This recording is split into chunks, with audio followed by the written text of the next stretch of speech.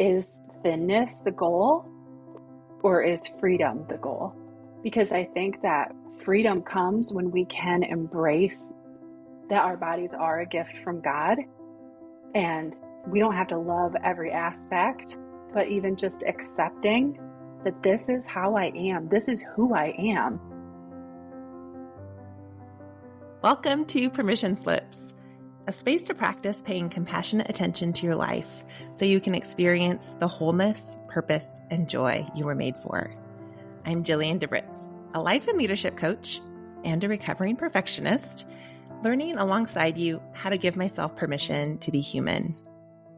I'm so glad you're here with me today for this conversation with my friend, Rachel Kulcsar. Rachel, how are you feeling about being here? I'm good. I'm excited. Oh, I'm so excited too. Rachel is a writer and a leader and a fierce defender of truth in my life and in the lives of people around her. Whether she's serving women in her church community, investing in teenagers, both her own and others, or helping entrepreneurs think strategically about their businesses, Rachel has a unique ability to help people see their circumstances with greater clarity, wisdom, and compassion. She believes deeply in the power of vulnerability and models it for others by embodying the practice of going first as she invites others to tell the truth about their own lives. Rachel, it is such a joy to share you with the people listening. So yeah, thanks for being brave enough to go first here. Yeah, thank you. That was very generous. Well, the thing about this is Rachel and I are coming as non-experts to this topic of our relationship with our bodies. And I'm coming with a little bit of like, ooh, how is this going to go? Like nervousness about, I'm not an expert on how to have a healthy relationship with my body. I don't know what to do with my body shame that I've wrestled with my whole life. Yet, Rachel, you have been such a huge part of helping me navigate this healing journey in my relationship with my body. And so I just wanted to have a conversation that hopefully will pull back the curtain for people and normalize the opportunity to question the narratives we believe about our bodies. So yeah, I would love to just, if you're willing to jump in and share a little bit about your journey in terms of your relationship with your body and this whole idea of diet culture and what's that been like for you over the last several years? Yeah, I mean, it's a big topic, but I'm very passionate about helping specifically women, I think, but really anybody just start to be more aware of their thinking around food in their body. For me, I grew up in a household that really cared a lot about image and kind of looking a certain way and behaving in a certain way. And obviously that then transferred over into how we're eating, what we're eating, and how our bodies look. Our family was not shy about commenting on people's bodies, both within our family and outside of our family. And so that definitely shaped how I grew up thinking and feeling not only about myself, but just other people also. And so honestly, it wasn't really until I got married, I would say within the first few years of my marriage, meeting my husband's family and interacting more with them and seeing how different they reacted to other people, what other people were eating, what it was like to have, celebrations and meals, and the way that they spoke about other people was so different for me. And just that relationship with my husband and specifically his parents has been so healing and transformative for me. And so from there, once we had children, I just started to realize that I wanted my kids to grow up in a home that was different. I wanted to pave a different way for my kids. I didn't want them to have my voice in their head preaching negativity. Do you really need to eat that? Do you really want to wear that? Are you sure that haven't had, do you really need a second serving? Or I'll give these to the men because they can eat more. I didn't want those thoughts and phrases in my voice in my kid's head because that was my experience. Right. That can be No. such a difficult place to be because you recognize, okay, this didn't work for me, and I don't want to offer this same way of thinking or responding to others the way I experienced in my childhood. And yet, Mhm. if we don't have another way, you said, I want to pave a different way. How do we know that there is another way? Right. Well, and for the longest time, I didn't know what that looked like. I pretty much made really only two decisions. One was I just was not going to police what my people were eating, whether it was my husband or my kids or whoever. I was never going to police what they were eating because it's their body and their choice and they can choose. And the other decision I made was that if I ever was going to talk about their body or their appearance, it was only going to be positive. And Hmm. so from the time my kids were born, that was really all I had decided. I didn't know anything else, but I knew if I was going to Wow. talk about what their appearance was, it was going to be good. And I wasn't going to police their food because those were really the two things that I wished I had had in my life. How did that work? Was that something that was easy? I'm thinking in some ways having two rules for yourself might be Hmm. more realistic and sustainable. Like, okay, I can keep track of those two things. Hmm. Was that ever a fight for you with yourself? No, honestly, it really hasn't been. And I think I have attributed that mostly to this is going to sound a little backwards, but the power of rebellion. So, and I say that in rebellion in a positive way, we're rebelling against standards that really shouldn't be. Yeah. It's never going to be a good thing to rebel against positive, rules and laws that are there for our benefit. But when we're rebelling against things that are damaging to us, it can be very freeing. For me, the difficult thing can be identifying that there is something happening that is damaging when Right. we're swimming in these waters of negative body relationship, negative body talk, body shame, that we've all grown up in this culture that celebrates a certain type of body and Hmm. communicates all these messages about how to get said body. And that can be, from our body shape to the way our skin looks to, all of the things that we quote Hmm. need to do to achieve this ideal. It's hard sometimes to even recognize that those messages, one, are not true, and two, are damaging our Hmm. relationships with ourselves, our relationships with food, our relationships with others, and honestly, our very souls. How did you start to recognize in your own life the negative, the narrative that you were telling yourself and how that was negatively impacting you? Well, I mean, the first thing was my husband. So he would hear, this would have been before we had children, but he would say, "That's not okay. I don't want to hear you saying those things," or "That's not right." Or he is very affirming about me physically, which it was something I'd never experienced before, but he compliments me all the time about, how beautiful I am or just whatever. And so that in and of itself, I remember telling a friend, it's hard for me to believe him. Like, how could he actually feel that way? Because it seems ridiculous and too good to be true, because I don't necessarily agree. And in that discussion with her, I just said, you know what? I'm just going to pretend that it's true. I'm just going to pretend that it's true and that he means it. And I'm going to try to see myself the way that he sees me. What if I actually did feel about myself the way that he does? Like, what would that be like? And so I just kind of tried to do that as an experiment. Like, okay, so he tells me he loves me and I'm the most beautiful woman he's ever seen. And I'm like, excuse me, have you seen Sandra Bullock? Like, there are some very beautiful women, Scarlett Johansson. I mean, hello. But what if I just pretend that it's true and that he means it? And so I just decided to have it be an experiment. And over time, I I did believe it because he was consistent and he really did mean it and he lives it out and it changed everything. It was not overnight. It took years. Years of doubt, years of questioning, years of practice. But over time, I I felt myself changing. That voice in my head slowly went away. Wow. So That's that was really incredible. the start. Yeah, it is.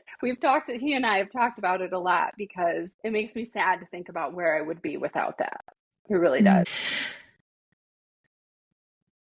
And then the second thing was actually, it was a Lazy Genius podcast.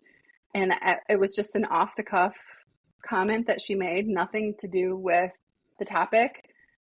And it was something about diet culture and or thinness.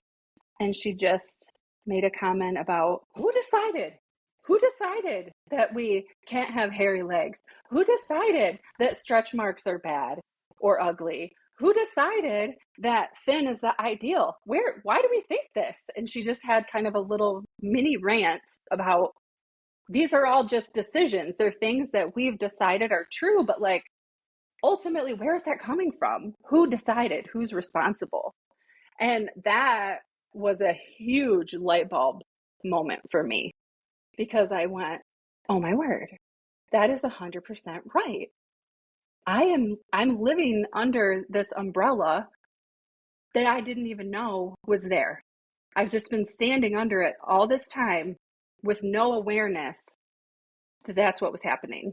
Totally. It was almost like she pointed at the umbrella and said, look, like this is right here and it's affecting everything about how you experience the world. Like there's no rain or sun getting on your skin because there's this thing here. And that feistiness that you heard in her is completely what I experienced through you and how you've been that voice for me in our friendship as we have talked so often over the years about this idea where I'll get on Marco Polo and say, Rachel, I know that my value is not in the shape of my body. I know that it's not going to help me to get on the scale and see what the number is. And yet I'm struggling. I'm struggling to feel okay in my body. And that strength of feistiness that rises up in you, that rebellious spirit that's saying, no, who decided? Who told you that it's bad for your body to change? Who told you that it's wrong for your weight to fluctuate? Who told you that that is a failure if you put on some pounds? Who told you that? Mm-hmm. And it's that passion welling up in you on my behalf that gave me permission to notice there's an umbrella here that's keeping me from seeing fully. Mm-hmm. I love that metaphor. You know, if you were to look up at the sky under an umbrella, you couldn't even see that it's there because all you see Right. is, the underside of it. And you mentioned diet culture as this kind of thing that we're all, again, inundated by, which you were one of the first people that used that term. And for me, can you talk about what that is, what that actually means for people that maybe aren't as familiar with it? Sure. Broadly, I think it's really just a set of messages that we are so surrounded by this messaging that we're not even aware that it is messaging. So, as I thought about, what is diet culture? How would I explain this to somebody? I think there's 5 kind of main ideas that I think encapsulate really diet culture. And then obviously there's more that isn't going to be included here. But the first one is the idea that thinner is better. Thinner bodies are better than larger bodies. That's the first thing. And then with that, fat is bad and or wrong. So fat people are bad. Fat in our food is bad. Fat is bad. The third thing, food and eating has morality attached to it, or it has moral value. So that's where we get the idea of good food and bad food. If I eat good things, then I'm a better person. I'm morally superior. So then really the fourth one is that same idea. I guess maybe they're together, but dieting is good. And if I'm dieting, I'm morally superior. If I'm watching what I eat, if I'm restricting, if I'm, being good, then, I can feel good about myself. I'm morally superior. And then the last one, which was really powerful for me, people in larger bodies deserve our derision. They've earned it. And so that is my kind of brief understanding of diet culture. Thinner is better, bigger is worse. Even as you name those things, I am aware of how deeply those beliefs have been ingrained in me. And as you read them, I'm like, no, that's not true. That's not true. Right. People in bigger Right. bodies don't deserve to be criticized or judged or condemned. That's not a moral failure. No, food is food. Food is beautiful and given for our nourishment and enjoyment. You've told me so many times, Jillian, it's okay for you to have some food that brings you comfort. That's not something to judge yourself for. There's a place for it. Mm-hmm. All of these things, as you're saying those, like there's this part of my brain right now that's like, yeah, we should question those narratives, those kind of implicit beliefs. And this other part of me that's like, oh, everything I've believed and heard growing up from, whether it's media or, like you said, messages our parents grew up believing about themselves. And I'm thinking about my own journey. And I can remember being probably 9 or 10 years old the first time I tried to lose weight, when I had this sense that there's something wrong with me because I was taller than all of my friends. And so the word that described how I looked over and over is that kids, when we were in the line for tetherball, they would say, "You're so big. You're so big. You're so much bigger than everyone else." And so this sense of comparison that I'm big, which meant tall, but I'm big and that's bad because I'm different than the people, the other kids my age. And I was tall. It was true. But I interpreted that as a 9 or 10-year-old to mean there's something wrong with me. So I would get on the Nordic track, my parents' Nordic track. Remember those like cross country ski machines? Yeah. It was terrible. Oh my gosh. Awful. And I would oh my word, I would crank up the resistance and as hard as I could, like miserable torture. There was no enjoyment in this movement because I knew that this is the way I needed to get smaller. That was the way that I would stop being big and bad, is that I needed to do those things. And that grew, that mentality was perpetuated my entire life. I can't tell you how many times I did Weight Watchers and how many times, I just have all of these moments deeply burned into my memory. The college volleyball recruiter who came to our house to try to get me a scholarship to play volleyball, looking at me, and I was a healthy weight. I've never, ever fit in the cultural ideal of what my body should look like to fit into the standards of beauty that are completely unrealistic and not how every person's body is designed to look. And so he looked at me and he said, "Jillian, lighter is better. Lighter is better." And I, in that moment, felt myself melt in shame. I don't remember anything else he said. All I remember is his confirming my deepest fear that because I was bigger than I wanted to be, or bigger than people around me, or bigger than he thought I should be, that I was not only undeserving of a college volleyball scholarship, but also I was undeserving of recognition or honor or value in general. And so I'm thinking about all of the ways those narratives have been just so implicit in my story. And I could tell thousands of other stories of those type of moments. So I'm wondering, as you're talking about these diet culture beliefs, these narratives that we've all, especially any woman who's grown up in, American culture over the last 40 years, we're familiar with these narratives, these beliefs. What would you say to someone who is listening and saying, like, wait, those aren't true? That's not true. I don't have to be smaller to be better. What would you say to someone who's just starting to think differently about these messages for the first time? I don't know. But what I tell myself is the purpose of my life cannot be to shrink myself until I die. And this came to me at a time where I was aware of diet culture and starting to research more and to think differently and kind of retrain myself some way of proper thinking. And at the time, I know we've talked in the past about how, I can feel like too much. I can feel like a lot because I have a big personality, because I am passionate. And then on top of that, I'm in a larger body.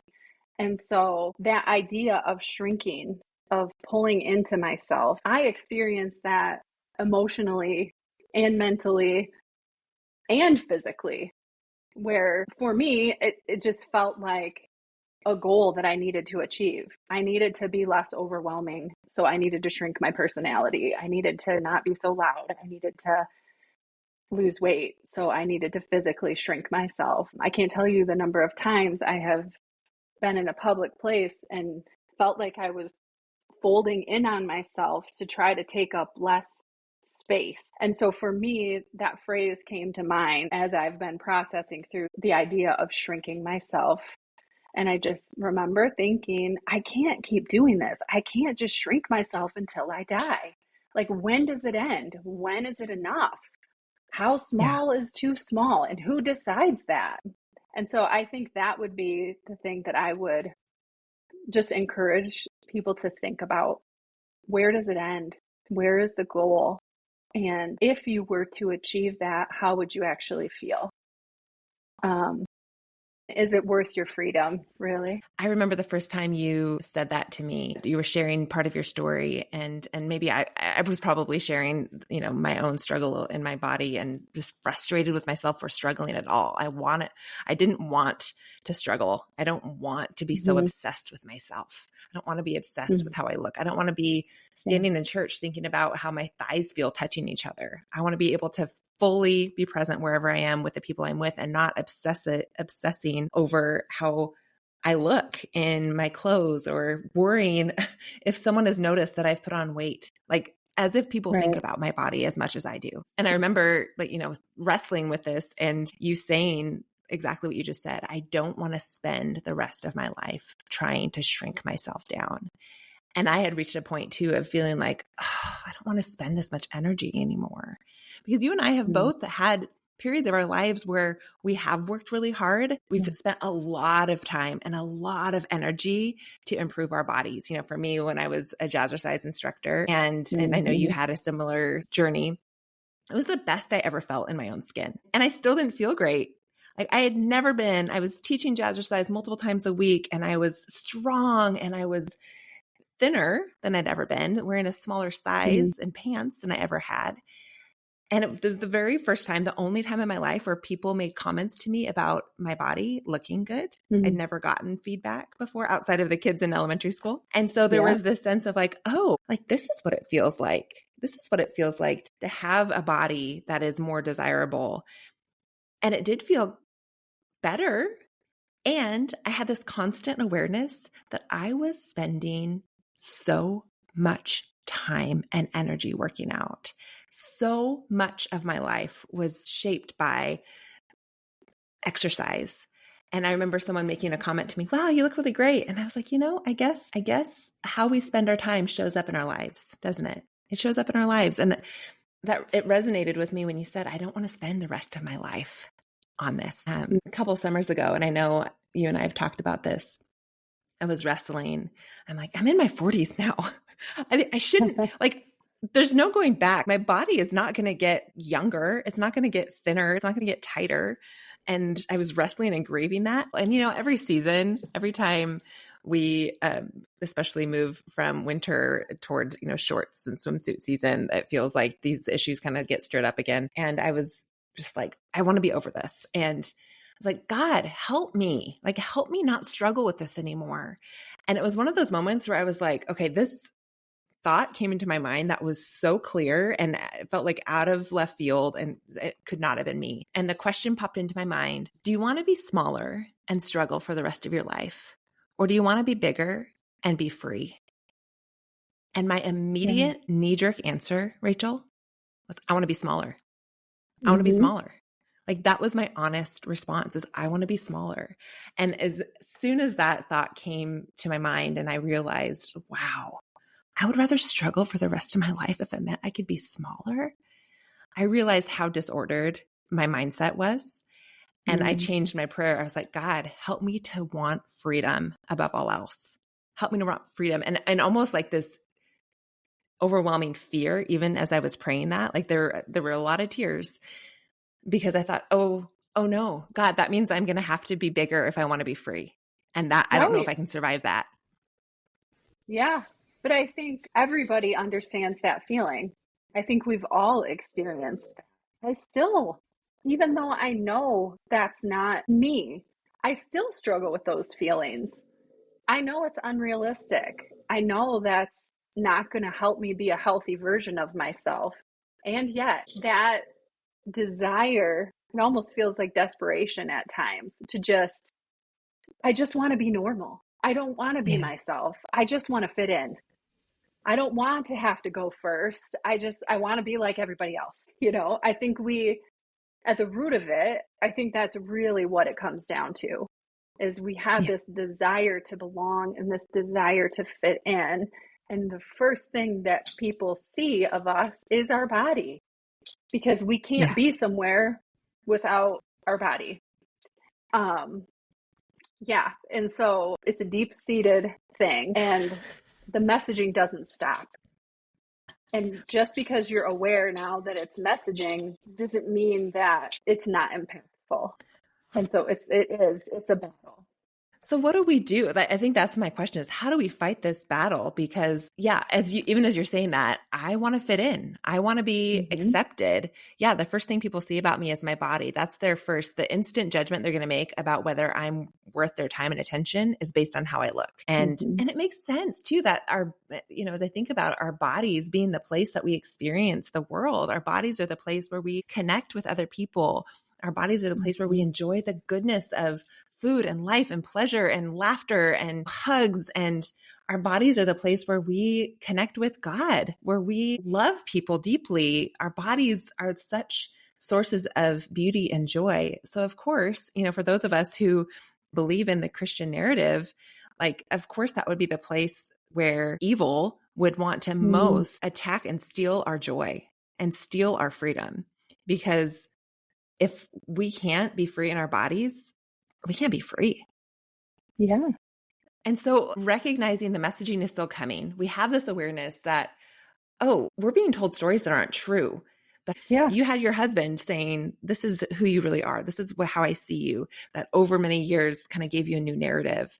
For the rest of us, how might we start to fight back against those narratives and stories that aren't true about our bodies? Yeah, that's a really good question.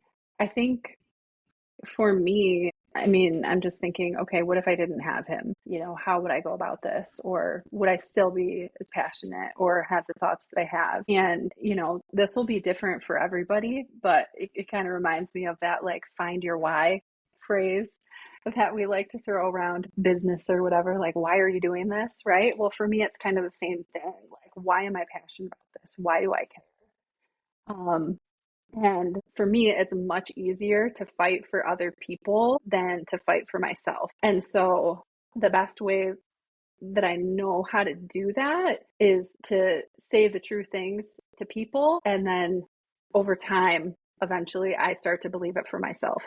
And so part of that is having kids. And, I have 4 kids. I have 2 daughters that are on completely opposite ends of the spectrum physically. I have one who is very tall and thin, and I have one who is shorter and has a little more meat on her bones.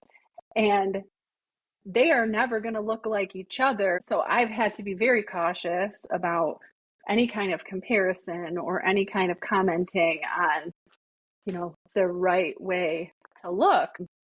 And so it's just been super important for me to always be telling them the truth about their bodies. God made you exactly the way that you are, and God doesn't make mistakes. Mm-hmm. A thin body doesn't necessarily mean a healthy body. Wow. Your body knows what's best for you, and it's very important for you to listen to it. I think part of the issue that we have with diet culture is that we've really been taught that we need to kind of beat our bodies into submission, that our brains are separate from our body and we know better than our bodies know. And what I've learned over the years is just that my body has wisdom and understanding and innate parts that my brain cannot conceive of. And Yeah. if I listen, my body is telling me things all the time. All Yeah. the time, it's sending us messages.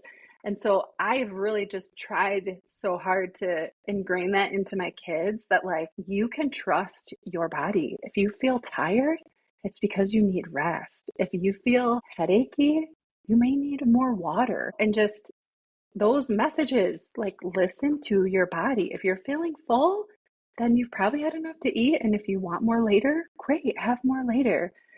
Just all of these things that our bodies are telling us, trying to help my kids establish that awareness, because that has been a huge change for me in my own life. What a powerful reframe to go from discounting and punishing and trying to shrink and control our bodies, from treating them as something to be managed and disciplined and beaten into submission, to learning to honor our bodies as inherently good, that our bodies are already valuable just as they are. What if my body was good right now without changing a thing, without losing 10 or 15 or 20 pounds or whatever I convince myself that I need in order for my body to become good? But what if it's already good right now? Yeah. What if my body has wisdom, that honoring our bodies instead of belittling or discounting or disconnecting from our bodies? That makes me think of the work that I know you and I have both done in our, emotional health and mental health journeys, of learning to listen to our bodies as sources of important information about what's happening in our emotional lives. Because the tightness in my chest when I get anxious, or like tension in my shoulders because I've been like clenching all day over whatever is happening, or the tiredness that says I've been pushing too hard and I need to rest.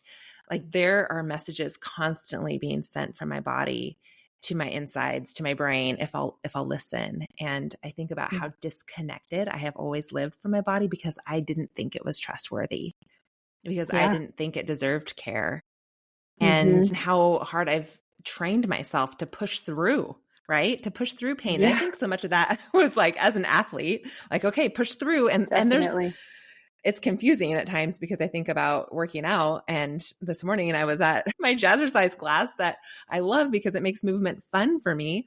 But we were doing some really hard strength work, and I could barely finish my bicep curls because my body was tired. And I pushed through because I wanted to build that muscle, but learning to discern, okay, when is it appropriate to push through, and when is it appropriate to rest? And I actually had to stop because I have this heart condition that, for random reasons, it will just start racing, and it's benign and it's fine, but it's super annoying.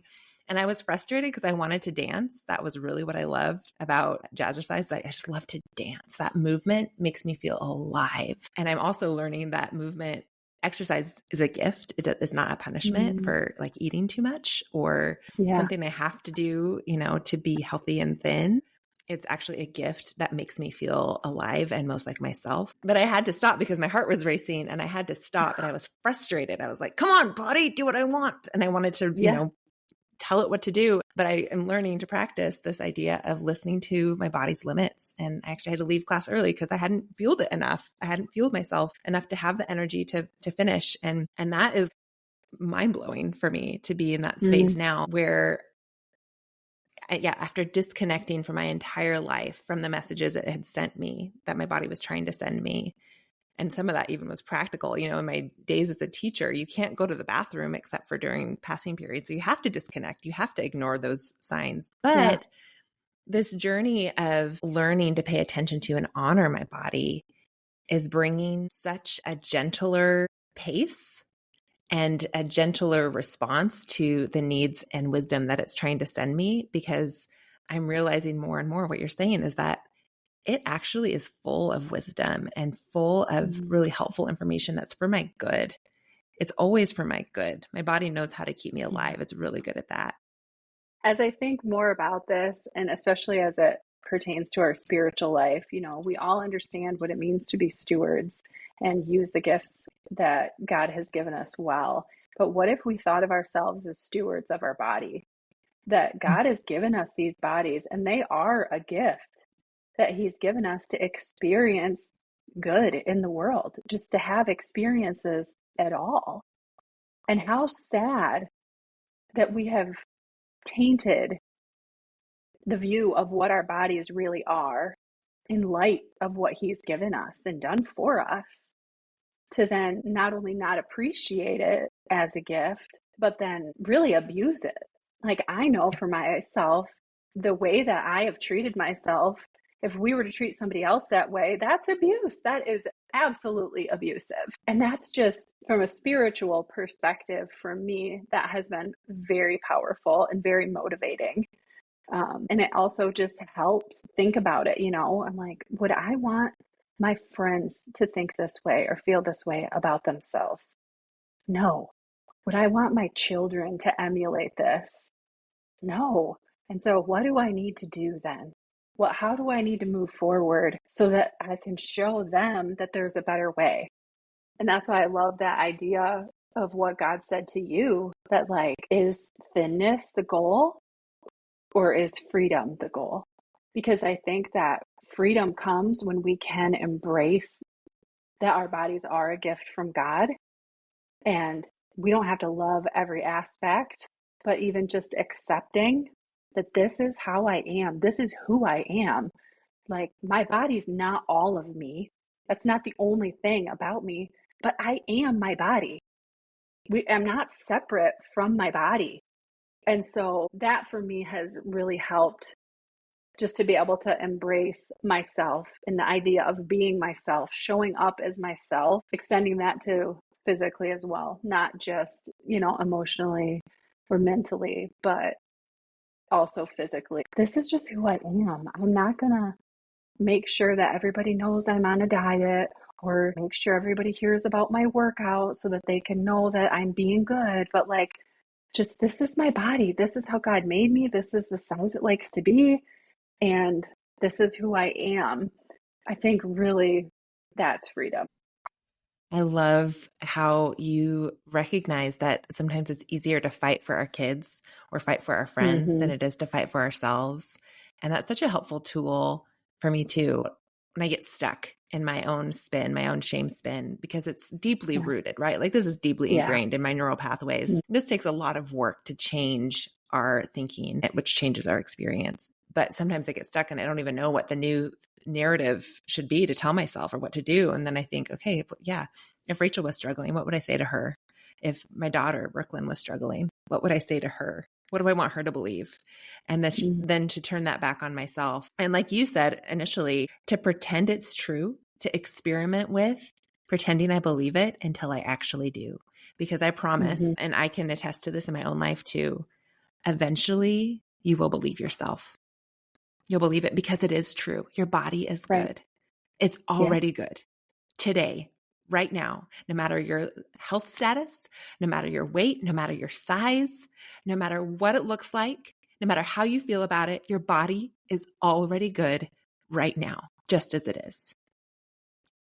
And so as we're wrapping up here, Rachel, I'm wondering, is there a permission slip that you would want to give people as they're listening? I love this question. I would say you have permission to be yourself and accept your body as it is, and that's it.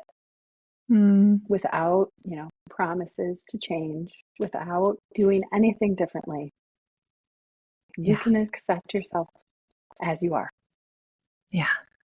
That's good. It's funny because even as I believe you and agree 1000% with what you're saying, I'm hearing myself, like the inner resistance in myself, to say, yeah, but what if I don't? What if I don't accept myself? Like, what do I do with that?